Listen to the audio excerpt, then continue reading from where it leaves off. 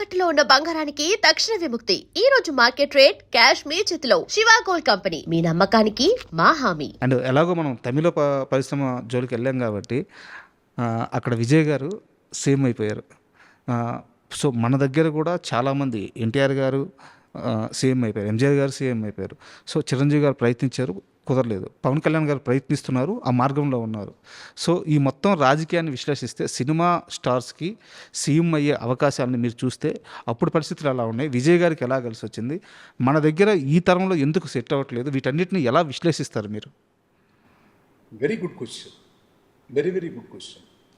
తమిళనాడులో విజయ్ గారి కంటే కూడా తెలుగులో పవన్ కళ్యాణ్ గారు చాలా పెద్ద ఇమేజ్ ఉన్నటువంటి హీరో. సార్ దాంట్లో అసలు డిస్కషనే లేదు నా వరకు.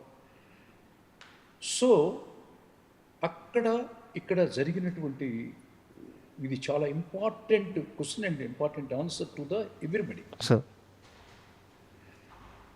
విజయ్ గారు అక్కడ చేసింది ఏంటంటే, వాళ్ళ నాన్నగారు ఒక దర్శకుడు, అవును, చిరంజీవి గారి అన్నయ్య గారు ఒక నటుడు. సార్ ఇక్కడ ఓన్లీ పాత్రల గురించి, పాత్ర క్యారెక్టరైజేషన్ గురించి నేను మాట్లాడతాను. Correct correct. అక్కడ దర్శకుడు రచయిత, ఇక్కడ నటుడు. కరుణానిధి గారు అక్కడ రచయిత, గుర్తుపెట్టుకోండి. ఎంజి రామచంద్రన్ గారు నటుడు, ఆయన్ని సీఎం చేసిందే కరుణానిధి. సో అంటే రచయిత పాత్ర ఎంత ఇంపార్టెంట్గా ఉంటుందనే దాని గురించి చెప్తున్నాను. ఓకే. విజయ్ గారు చేసిన ప్రతి మనకి ఇక్కడ కూడా ఖైదీ నెంబర్ 150 కానీ చాలా సినిమాలు రీమేక్ లేదు విజయ్ గారు చేసి. అవును. విజయ్ గారు తన ఫస్ట్ అటెంప్ట్లోనే ముఖ్యమంత్రి కావడానికి ఒక కథ రచయిత కారణం.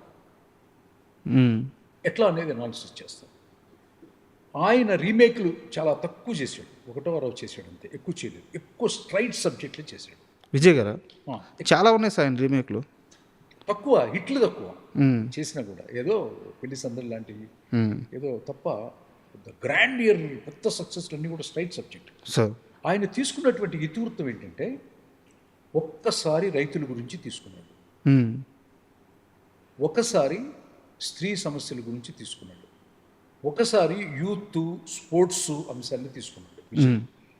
సో అట్లా అతను ఎన్నుకున్నటువంటి కథా వస్తువులు ఈ సమాజంలో ఉన్నటువంటి ప్రతి ఒక్కళ్ళకి, అంటే మధ్యతరగతి స్త్రీలకి, స్టూడెంట్స్కి, స్పోర్ట్స్కి, రైతాంగానికి, రాజకీయం మీద కూడా సినిమా చేస్తారు. అవును. సో ఇవన్నీ ఏంటంటే డైమెన్షన్స్ అన్నమాట. ఈ డైమెన్షన్స్ అన్నీ స్ట్రైట్ సబ్జెక్టులే. ఇన్ని స్ట్రైట్ సబ్జెక్టులు అతను సెలెక్ట్ చేసుకుని వాళ్ళ నాన్నగారు అతను పోర్ట్రేట్ చేసి జనంలోకి తీసుకెళ్ళి ఆ ప్లాంటేషను అది, అంటే సినిమా హీరోని రియల్ హీరోగా మనం ఆరాధ్య దైవంగా భావించే పబ్లిక్ సౌత్ ఇండియాలో, సౌత్ ఇండియన్స్ వ్యక్తి పూజాపరులు, వ్యక్తులు పూజ చేస్తారు.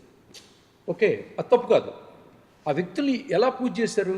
వాళ్ళు నటించినటువంటి సినిమాల్లో ఉన్నటువంటి పాత్రని నిజమనుకొని నమ్మి పూజ చేశారు. అట్ ది సేమ్ టైం ప్రాక్టికల్గా ఇంప్లిమెంట్ కూడా అతను ఒక 10 to 15 years, ఒక డెకెడ్ మించి గ్రౌండ్ వర్క్ చేశాడు అభిమానులతో. కష్టం ఎక్కడుంది, సమస్య ఎక్కడుంది, దాని రూట్ కాజ్ ఏంటి అనేది సైంటిఫిక్గా వర్కౌట్ చేశారు అనమాట.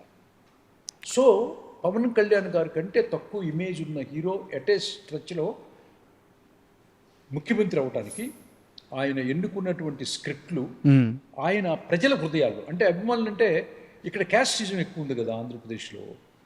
సో మన క్యాస్ట్ వాళ్ళే మనకి ఎప్పుడు ఉంటారు, ఇష్టపడతారు. కానీ మిగతా వాళ్ళందరూ అంటే ఒక ఎస్సీ, ఎస్టీ, దళితు, నాయక్సు, బీసీలు, యాదవాసు, గౌడాసు, చౌదరీసు, రెడ్డిసు, ఎంతోమంది ఉన్నారన్నమాట ఈ సమాజంలో. ఎంతోమందికి అందరికీ సమస్యలు ఉన్నాయి. అంటే పొలిటీషియన్గా కనిపించే పెద్ద క్యాస్ట్ కొంతమంది పీపుల్ డబ్బున్నోళ్ళు, కానీ చౌదరీస్లో చాలా పేదవాళ్ళు ఉన్నారు, బ్రాహ్మిన్స్లో ఉన్నారు పేదవాళ్ళు, వైశ్యాస్లో ఉన్నారు పేదవాళ్ళు, ఏంటి రెడ్డిస్లో ఉన్నారు పేదవాళ్ళు. పేదరికానికి కొలువే ఉంది సార్, పేదరికం ఎక్కడ లేదు. వాళ్ళందరికీ రిఫ్లెక్ట్ అయ్యే ఒక అనేకమైనటువంటి డైమెన్షన్స్ పవన్ కళ్యాణ్ గారు ఈ నెట్వర్క్లో వర్క్ చేయలేదు సార్. సో ఈ నెట్వర్క్లో వర్క్ చేసి దెన్ అంటే ఊగిపోయేది.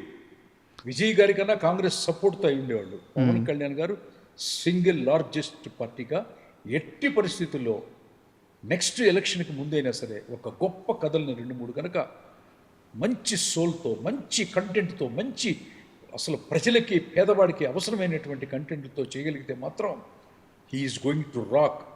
There is no opposition. Is the super image ఉన్నటువంటి ఒక మంచి మనిషి, ఒక మంచి మనసు ఉన్నటువంటి ఒక బంగారం. ఇది చిన్ని కృష్ణ. ఎందుకంటే పవన్ కళ్యాణ్ గారు సీఎం ఎందుకు అవ్వలేకపోయారు, విజయ్ ఎందుకు సీఎం అయ్యారు అనే ప్రశ్నకి చాలా రోజుల నుంచి ఒక్కొక్కరు ఒక్కో రకమైన విశ్లేషణ ఇస్తున్నారు. అక్కడ కులం అండి, ఇక్కడ మతం అండి, ఇలా చెప్తున్నారు. బట్ మీరు ఆ సినిమా టచ్ ఇచ్చి చెప్పారు చూడండి, నిజం అది. ఎందుకంటే మీరు చెప్పినట్టు విజయ్ గారు అన్ని లేయర్స్లో సినిమాలు చేశారు, అందరికీ కనెక్ట్ అయిపోయారు రాజకీయాల్లోకి రాకముందే. నిజంగా పవన్ కళ్యాణ్ గారి విషయంలో అలాంటి కథలు అయితే రాలేదు. అది పట్టుకున్నారు చూడండి, అది చిన్ని కృష్ణ. సో అయితే నేను మీ వ్యక్తిగత విషయానికి వస్తాను సార్. నాకు ఇది మీరు వేరే ఇంటర్వ్యూలో చెప్పారు, మా ఆడియన్స్ కోసం నేను మళ్ళీ అడుగుతున్నాను. మీరు ఈ మధ్యకాలంలో ఎప్పుడు చాలా రోజులుగా గుండెతోనే ఉంటున్నారు. అడిగితే మా అమ్మగారి మీద ప్రేమతో ఇంకపై ఇలాగే ఉండబోతున్నానని చెప్పారు. అలాంటి ఒక నిర్ణయం అంత స్ట్రాంగ్ నేను ఎందుకు తీసుకోవాల్సి వచ్చింది? అంటే నేను నా కన్న తల్లి నాకు సంస్కృతిని, సాంప్రదాయాన్ని చెప్పి నన్ను చిటికిన వేలుతో పట్టించుకొని ఒక గురుకులంలో చదివించింది సార్. సో నా తల్లి కంటే ఈ భూమి మీద నాకెవరూ ఎక్కువ కాదు. అట్లానే భూమాత, సరస్వతి అమ్మవారు, దుర్గమ్మ తల్లి అందరినీ ప్రతి గుడికి తిప్పింది ఈ దేశంలో. వారణాసి, కాశీ కూడా నాకు ఫస్ట్ మా అమ్మే చూపించింది చిన్న వయసులో. చూసి ఇది ప్రపంచానికి చూపించాలనుకున్నాను. నేను చూసిన ప్రతిదీ ప్రపంచానికి చూపించాలనుకున్నాను. సో అట్లా నా తల్లి నా జీవితంలో చాలా ముఖ్యమైన పాత్ర. మా నాన్నగారు కూడా. మా నాన్న అంటే నాకు ప్రాణమే కాదు, చాలా. మా నాన్న అంత మంచివాడిని నేను ఇంతవరకు ఎవరిని చూడలేదు ఈ భూమి మీద, అంత మంచివాడు. సో అమ్మగారు చనిపోయినప్పుడు ఆఖరి కొడుకుగా నేనే దహన సంస్కారం చేసి, గుండు చేసి, పిల్లకి పెట్టి ఆ కార్యక్రమాలన్నీ చేయాల్సి వచ్చింది అనమాట. చేయాల్సి వచ్చినప్పుడు నేను చాలా ఎమోషనల్ పర్సనాలిటీ. నేనే కాదు, ఏ రచయితైనా, ఒక పెయింటరు, ఒక కళాకారుడు, ఒక శిల్పి, ఖచ్చితంగా పాటలు రాసేవాళ్ళు కూడా ఎక్కువ ఎమోషన్స్ ఫీల్ అవుతారు. చిన్నదానికి టచ్ చేస్తే టీర్స్ వస్తాయి అందరికీ. ఇప్పుడు మీరు కూడా ఏదో పాటలు రాసే రవిశేఖర్ కవిని అన్నారు, మీకు కూడా అంతే అనమాట. సో మనకి బయట వాళ్ళకి తేడా ఏంటంటే మనం ఓవర్ ఎమోషనల్ ఫీల్ అవుతాం.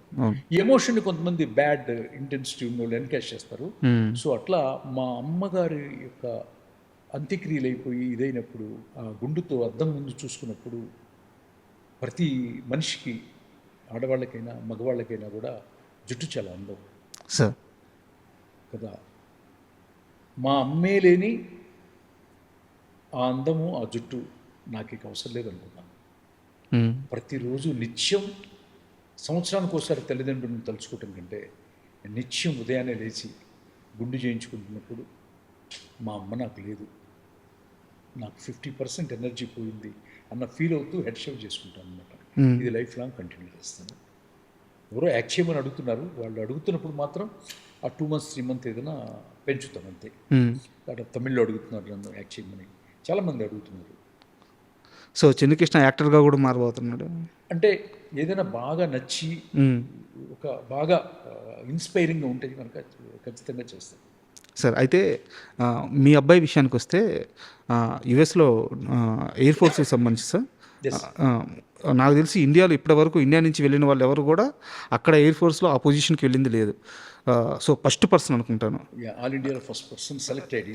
సో అసలు ఏం జరిగింది యాజ్ ఎ ఫాదర్గా? నా పెద్ద కొడుకు సివిల్ ఇంజనీరు, వాడు అక్కడ యుఎస్లో చదువుకున్నాడు, వాటిలో మాస్టర్స్ అన్ని అక్కడే చేసాడు.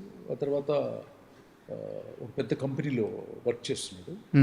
సో అట్లా వాడికి ఏదో లింక్తో ఎయిర్ ఫోర్స్లో వర్క్ చేయడానికి లోపలికి వెళ్ళాడు, సివిల్ వర్క్ చేయడానికి. ఇంకా పెద్ద పెద్ద వర్క్స్ అవి చేయాలంటే అక్కడ ఎయిర్ ఫోర్స్లో చాలా స్ట్రిక్ట్ కదా, ఎవరిని పడితే వాళ్ళు లోపలికి రానివ్వరు కదా. ఎయిర్ ఫోర్స్లో కూడా ట్రైనింగ్ తీసుకొని ఉండాలి, ఎనీ కాంట్రాక్ట్ ఆర్ ఇంజనీర్. అంటే లాట్ ఆఫ్ డిపార్ట్మెంట్లు ఉంటాయి, వార్ ఫీల్డ్లో చేసేవాళ్ళు వేరు. ఒక మన సమాజంలో ఎన్నైతే ఉంటాయో అన్నీ ప్రతిదాంటూ ఉంటాయి. వంట వండేవాళ్ళు, ఇంజనీర్స్, డాక్టర్స్, సైంటిస్టులు, నర్సులు, రోడ్లు వేసేవాళ్ళు, అన్నీ గార్డెనింగ్ చేసేవాళ్ళు, నీళ్లు కొట్టేవాళ్ళు, అన్నీ ఉంటాయి కదా. అట్లా ఒక సివిల్ ఇంజనీర్గా నా కొడుకు అక్కడ ట్రైనింగ్ తీసుకోవడం జరిగింది. ఇండియా నుంచి చాలామంది ఆ ఎగ్జామ్స్, కాంపిటేటివ్ ఎగ్జామ్స్ అన్ని రాశారు. భారతదేశం నుంచి వాడు ఒకడే సెలెక్ట్ అయ్యాడు. జస్ట్ కంప్లీట్ అయిపోయింది. కాయినింగ్ సెరమనీ అని జరుగుద్ది. ఆ సెరమనీకి తల్లిదండ్రులు మమ్మల్ని కూడా పిలిచారు. మేము కూడా వెళ్ళి అక్కడ పాల్గొని వాడిని విష్ చేసి వచ్చామన్నమాట. వాడి భవిష్యత్తు ఇంకా అక్కడే వాడు నిర్ణయించుకున్నాడు. సో అక్కడ వాడు ఇంకా I love you my dear son, I'm proud of you mister Chiranjeevi Akula, I love you man. Sir అయితే నాకు డ్రీమ్స్లో మొట్టమొదటిసారి చెప్తున్నాను నీ గురించి. Is the only one person entering in to the United states of America air force. చాలా గర్వంగా ఉంది. ఎందుకంటే నువ్వు గన్ పట్టుకొని ఉంటే రియల్గా మేము కథల్లో రాస్తుంటాం. రియల్ హీరోకి తేడా నేను చూశాను రా. నా కడుపును పుట్టడం, నీకు అన్నయ్య పేరు చిరంజీవి అని నీకు పెట్టుకోవటం, ఆయన ఆశీస్సులు నీకు మెండుగా ఉన్నాయి. ఎప్పుడు చిరంజీవి అన్నయ్యకి థ్యాంక్ఫుల్గా ఉండాలి కూడా ఎంటైర్ మన family. Thank you, I love you రా. మా బాబుకి చిరంజీవి గారి పేరు పెట్టుకున్నాను అని చెప్పేసి చాలా ఇంటర్వ్యూలో, ఇప్పుడు కాదు సార్, మీరు రచయితగా తెలుగు సినిమా ఇండస్ట్రీకి వచ్చినప్పటి నుంచి కూడా చిరంజీవి గారి మీద ఉన్న అభిమానాన్ని చాటుకుంటూ వస్తూనే ఉన్నారు. సరే, మధ్యలో ఏదో ఒక చిన్న బ్యాడ్ ఇన్సిడెంట్ జరిగింది. బట్ ఇప్పుడు చిరంజీవి గారితో మీ అసోసియేషన్ కానీ మీ రిలేషన్ కానీ బాగుందా? మీకు యాక్సెసిబిలిటీ ఉందా? నేను చాలా ఇంటర్వ్యూస్లో చెప్పాను, ఏ డిస్టర్బెన్స్ అయితే జరిగిందో ఆ డిస్టర్బెన్స్కి ప్రధానమైన కారణం నువ్వు రచయితవు కాబట్టి నేను చెప్తున్నాను. సార్ ఎప్పుడు కూడా ఎక్స్పెక్టేషన్ అనే ఒక పదం ఉంది. ఎక్స్పెక్టేషన్ ఎప్పుడు మనం ప్రేమిస్తున్నాం, కొన్ని కోట్ల మంది భగవంతుని పూజిస్తుంటారు, కానీ భగవంతుడు అందరికీ అనుగ్రహించడు కదా. సార్ అట్లాగే ఎక్స్పెక్టేషన్ ఒక హ్యూమన్ బీయింగ్ని ఇంకొక హ్యూమన్ బీయింగ్ ఎక్స్పెక్టేషన్లో ఉండకూడదు అన్నది నాకు ఆలస్యంగా తెలిసింది. ఓకే, నేను ప్రేమించవచ్చు, వాళ్ళు ప్రేమించాలని రూల్ ఏంటి? మీరు ప్రేమించిన అంత తీవ్ర స్థాయిలో తీవ్ర స్థాయిలో కదా, అసలు ప్రేమించలేకపోయినా కూడా మనకి రైట్ లేదు కదా అనేది నాకు ఒక పెద్ద ఫిలాసఫీలో బుక్ చదివినప్పుడు ఏర్పడింది.